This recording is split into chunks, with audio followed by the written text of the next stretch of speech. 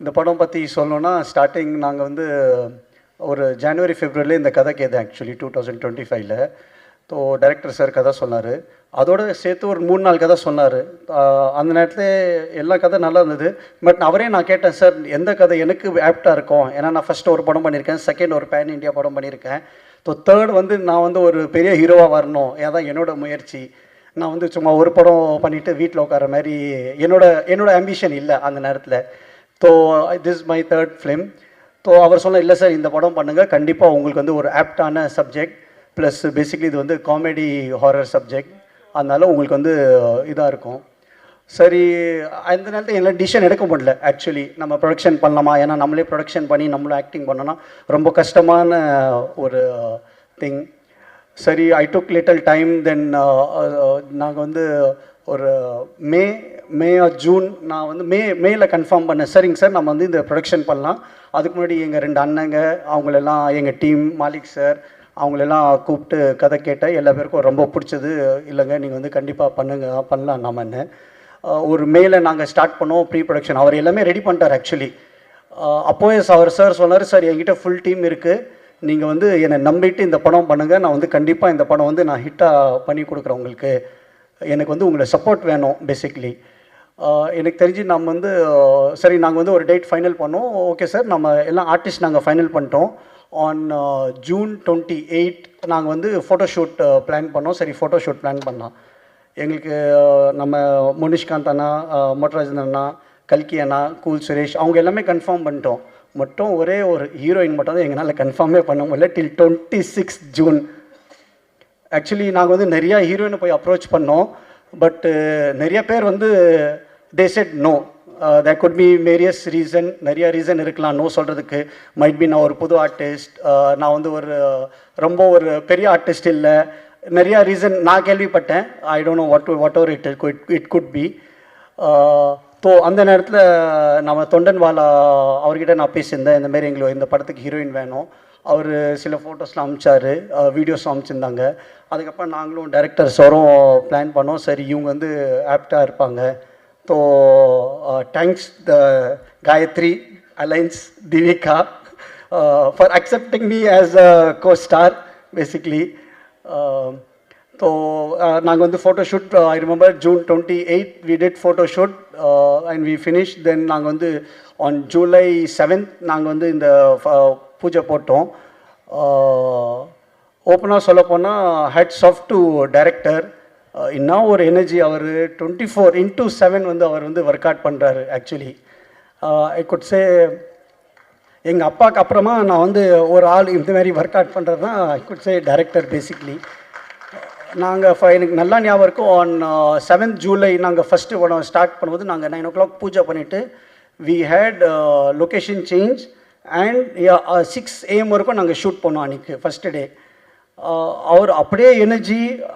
ஒரு டேரக்டர்னால் பேசிக்லி நாங்கள் ஆர்டிஸ்ட்னால் நாங்கள் வந்து ஒரு 9 o'clockனா ஒரு 7 o'clock வந்து நாங்கள் மேக்கப் பண்ணி நாங்கள் கேரவேனில் உட்காந்துருவோம், எப்போ கூப்பிடுவாங்களோ நாங்கள் வி ஆர் ப்ரிப்பேர்ட். பட் அவருக்கு வந்து அப்படி இல்லை, அவங்க வந்து 6 மணிக்கு வந்து எல்லாமே செட் ஆயிடுச்சா ரெடி ஆயிடுச்சா எல்லாமே பார்த்துட்டு அவங்க எல்லாமே செட் பண்ணி திருப்பி நாங்கள் இப்போ எக்ஸாம்பிள் 9 o'clock எங்கள் டைம்னா 9 o'clock நாங்கள் போயிடுவோம். பட் அவர் வந்து 11 o'clock 12 o'clock வரைக்கும் உட்காந்து மீதியெல்லாம் நெக்ஸ்ட் டேக்கு ப்ரிப்பேர் பண்ணுறது. So really hats off to him. But ஒரே ஒரு விஷயத்தில் மட்டும் என்னை ஏமாற்றிட்டார் ஆக்சுவலி. எனக்கு வந்து டைலாக்ஸே கொடுக்கல. எண்டு வரைக்கும் நான் கேட்குறேன், சார் எனக்கு டைலாக் கொடுங்க சார், எனக்கு தமிழ் கொஞ்சம் வீக்கு, எனக்கு டைலாக் ப்ரிப்பேர் பண்ணணும், என்னை கொடுக்குறேன்னு சொல்லி என்னை அப்படியே அவர் ஏமாற்றிட்டார். அதுக்கப்புறம் நான் கேட்டேன், சார் நீங்கள் என்ன சார் நீங்கள் டைலாக்கே கொடுங்க, நான் எப்படி சார் நான் வந்து பர்ஃபார்ம் பண்ணோம். அவர் சொன்னார், இல்லைங்க இது வந்து காமெடி படம், இது பேசிக்லி டைமிங் தான் ரொம்ப ரொம்ப இம்பார்ட்டண்ட், நீங்கள் நிறையா காமெடி படம் பாருங்கள், அதை வச்சு நீங்கள் உங்களை ப்ரிப்பேர் பண்ணுங்கள். ஏன்னா நீங்கள் வந்து ஒரு சீனியர் ஆர்டிஸ்டோட வேலை பண்ணுறீங்க, முனிஷ்காந்த் சார் இருக்காங்க, மோட்டராஜன் சார் இருக்காங்க, கல்கி அண்ணா இருக்கார், கூல் சுரேஷ் இருக்கார். அங்கே அந்த நேரத்தில் வந்து ஒரு இம்ப்ரவைசேஷன் ஆகும் டைலாக்ஸ் வந்து. அந்த இதில் நீங்கள் உங்கள் டைலாக் நீங்கள் மைண்டில் ஃபிக்ஸ் பண்ணிட்டீங்கன்னா அதை விட்டு வெளில வரதுக்கு டைம் ஆகும் நம்மளுக்கு.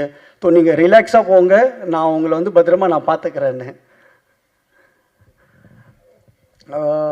அதுக்கப்புறமா நம்ம அவர் sir full team basically sir எல்லாம் செட் பண்ணிட்டாரு. ஏன்னா நான் வந்து கொஞ்சம் எனக்கு ஹிஸ்டேட்டாக இருந்தது, நம்ம வந்து ப்ரொடக்ஷன் பண்ணோம், ஆக்டிங்கும் பண்ணோம், எப்படி நம்ம எல்லா பேரும் சமாளிக்கிறது. ஸோ சொல்லப்போனால் டிஓபி சதீஷ் சார், நம்ம music director Jones Robert sir. DOP பற்றி சொல்லணுன்னா நாங்கள் வந்து ஒரு பர்டிகுலர் ஷாட் ஒரு நாள் எடுத்தோம். அவர் வந்து டைரக்டர் கட்டு சொல்ல அவர் சொல்கிறார் திருப்பி ஷாட் ஒன் மோர் ஷாட் எடுக்கணும்னு. நான் என்னடா இவர் சொல்கிறார், சரி ஏதோ இருக்கும், மைட் பி ஃப்ரேம் ஏதோ அட்ஜஸ்ட்மெண்ட் ஆயிடுச்சு, இல்லை கேமரா ஏதோ இருக்குது நினச்சி இது பண்ணேன். அதுமாரி 2-3 தடவை ரீடேக் எடுத்தார். அதுக்கப்புறம் நான் நெக்ஸ்ட் டே நான் போய் கேட்டேன், சார் ஏன் சார் அந்த பர்டிகுலர் ஷாட்டில் நீங்கள் ஏன் சார் என்னை ரீடேக் சொன்னீங்க? இல்லை சிரிச்சு சொன்னார், சார் இல்லை சார் நீங்கள் பண்ணது ரொம்ப க்யூட்டாக இருந்தது, அது நான் வந்து உங்கள் ஃபேன் ஆகிட்டேன் அதை பார்த்துன்னு. ஃபர்ஸ்ட் ஆஃப் ஆல் இதோட டைரக்டர் ரமேஷ் பாரதி சாருக்கு தான் நான் நன்றி சொல்கிறேன்.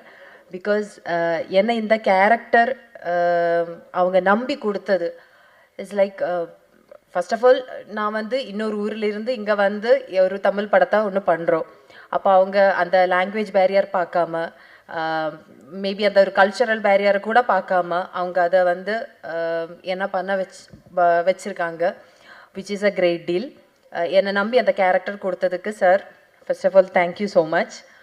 அண்ட் அப்புறம் எடுத்து சொல்லணுன்னா, இப்போ நீங்கள் ட்ரெய்லர் பார்த்தீங்க, டீசர் பார்த்தீங்க, உங்களுக்கெல்லாம் பிடிச்சிருக்கீங்களா? Everybody loved it right? இப்போ கண்டிப்பாக நம்ம படம் வந்து தியேட்டரில் இந்த மந்த்து எண்டுக்குள்ளே ரிலீஸ் ஆகும். டேட் கண்டிப்பாக சொல்லுவீங்க. ஸோ எல்லோரும் போய் படத்தை பாருங்கள்.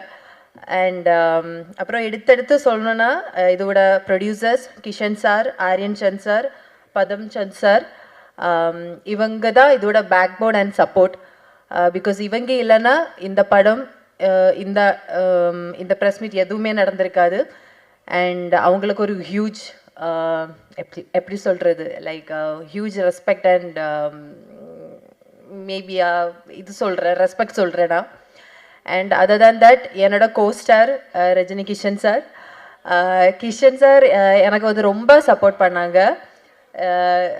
அண்ட் அவங்களுக்கு சில இடத்துல வந்து எனக்கு சில கன்ஃபியூஷன்ஸ், அவங்களுக்கு சில கன்ஃபியூஷன்ஸ். ஏன்னா அந்த படம் ஸ்டார்ட் பண்ணுற டைமில் ஒரு 2 பேர் சேர்ந்து அந்த ஒரு படம் நடிக்கும்போது இருக்கிறது சில கன்ஃபியூஷன்ஸ் இருப்பாங்கல்ல, லைக் ஹீரோயின் பண்ணும்போது.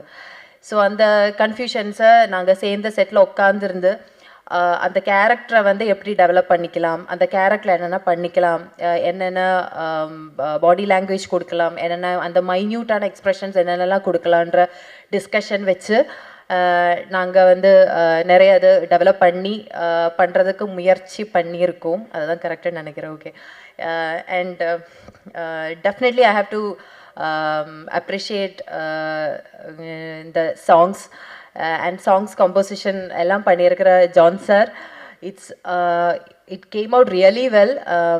நான் சாங் கேட்ட டைம்லேயே எனக்கு வந்து சாங்ஸ் இந்த 3 சாங்குமே ரொம்ப பிடிச்சி போச்சு. அண்ட் நாங்கள் வந்து ரிப்பீட்டடாக அதை கேட்டுகிட்டே இருந்தோம். லைக் அந்த இப்போ கொரியோகிராஃபி பண்ணி நம்ம அதை டான்ஸ் பண்ணும்போதாக இருந்தாலும் அந்த சாங்ஸை வந்து உள்வாங்குவேன்னு அதுதான் கரெக்டாக நினைக்கிறேன். உள்வாங்குற டைமில் வந்து இட் வாஸ் சச் எப்படி சொல்கிறது, it was so beautiful. And அதை வந்து அப்படியே படிச்சிட்டோம் நம்ம. அப்படியே நானும் கிஷன் சாரும் ஒரு பேப்பரை வச்சுட்டு படிச்சுட்டு லிரிக்ஸை படிச்சுட்டு நடந்தோம். அதில் எனக்கு கொஞ்சம் டிஃபிகல்ட்டாக இருந்தது. ஆனால் அவங்க வந்து எனக்கு நிறைய சப்போர்ட் பண்ணி என்னை வந்து அந்த சாங்ஸாக இருந்தாலும், ஷூட் பண்ணுற டைமில் இருந்தாலும், டிரெக்டராக இருந்தாலும், கிஷன் சாராக இருந்தாலும் ரொம்ப சப்போர்ட் பண்ணாங்க. ஸோ இட் வாஸ் குவைட் எனக்கு ஈஸியாக இருந்தது. அப்புறம் என்னோட மீதி இருக்கிற கோஸ்டார்ஸ் நம்ம